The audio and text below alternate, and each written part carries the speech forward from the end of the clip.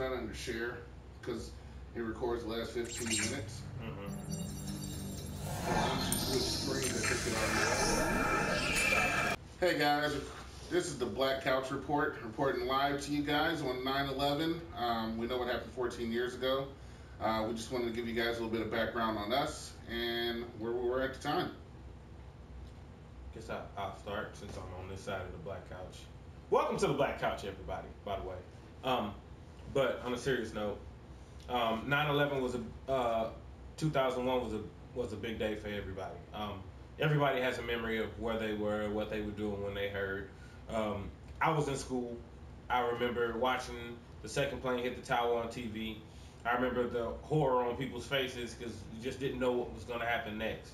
We had never been attacked that greatly on our own home turf. So I remember seeing, gas stations with lines around the corner because we didn't know if we would ever get gas anymore, or run on grocery stores. I mean, there were a lot of things that happened that day. So everybody has their own separate memories, but for me, I just remember the fear that it brought into the American psyche, and the things that subsequently happened after that are tuned into keeping us safer. So rest in peace to the over 3,000 people that lost their lives that day, and we salute all the first responders who went up into those towers while they were on fire, and we God rest the souls for all that didn't come out. Yeah, well, I was in middle school at the time, 7th grade, Mr. Harper's class, and the principal made an announcement on the intercom saying there's been a horrific attack in New York. So that's when we turned the TV on, and then already the first plane hit the first tower.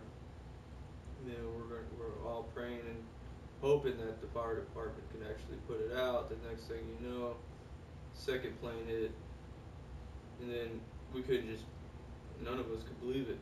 Like, it happened on live TV, and just want to say, like, I remember every bit of it in school, and it was horrific. It was a horrible accident, and prayers and thoughts goes out to the families and the ones they lost in the 9/11 attack. So rest in peace to all the 3,000 people who lost their lives that day, and thank God for the brave women and men, fire departments, and the police department for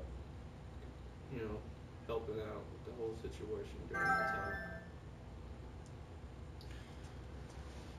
Well, I'm D-Way, and I remember it. It was 2001. I was in my acting class with Miss Kapushiak. We was going over improvisation skills, and in the middle of us going through our lessons on improv and blocking when it comes to being on the stage, she got a phone call. I guess it was the principal letting her know that something happened, and told her to go grab a television. So she went and grabbed the TV so we could all see what was going on. And when she flipped on the TV, Fox 2 News showed the first building on fire already. So I guess the first plane had hit, and they showed a slow-mo of the second plane coming in and striking the other tower. And I just remember feeling out there about the situation. It's just, you're watching this tragedy unfold, and being in acting class, it gives you a different meaning because, the tragedies that you think about in acting class are far more different than the tragedies that happen in real life. And, my dad was in the military, 20 plus years. I was going to join the Army National, didn't necessarily make it. And I actually was going to join because of 9/11 before we got our orders to move to Maryland. And that's just what I remember about it. I want to say, rest in peace to everyone who lost their lives during that time.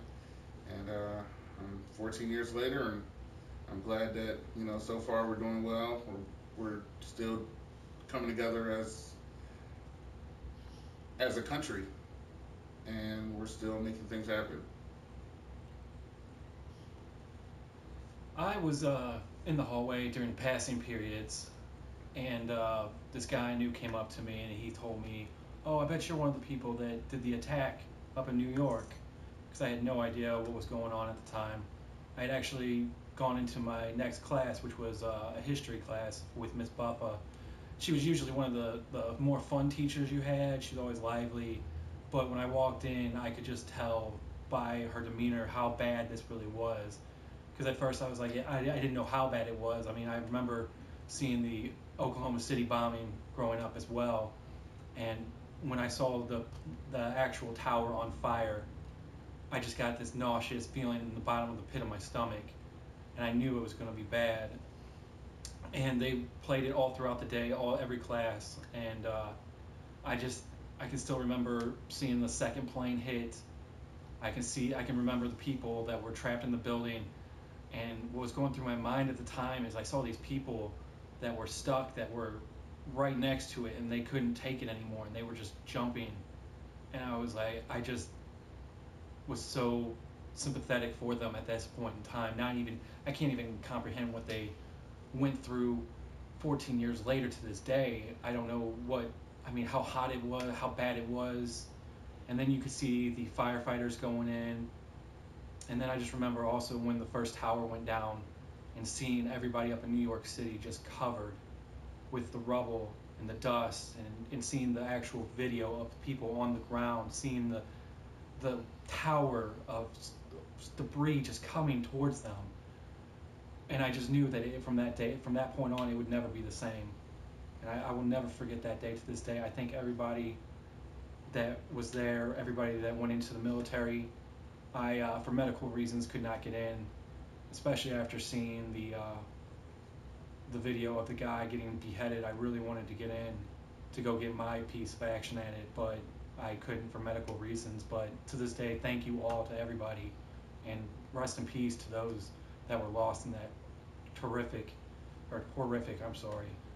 attack on American U.S. soil. Hello, everyone. My name is Derek. I'm one of the resident soldiers here in this little group.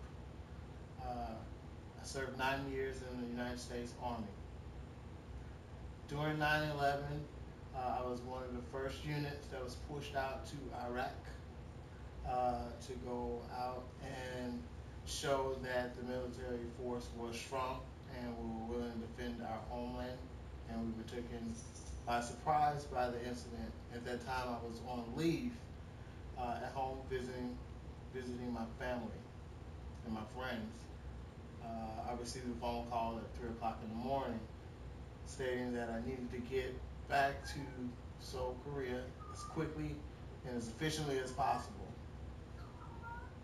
It took me almost 2 days to make it back through security checks, flights here and there, a couple stops in Okinawa, Japan, and then finally reaching my final destination in Seoul, Korea, just to regroup with my unit.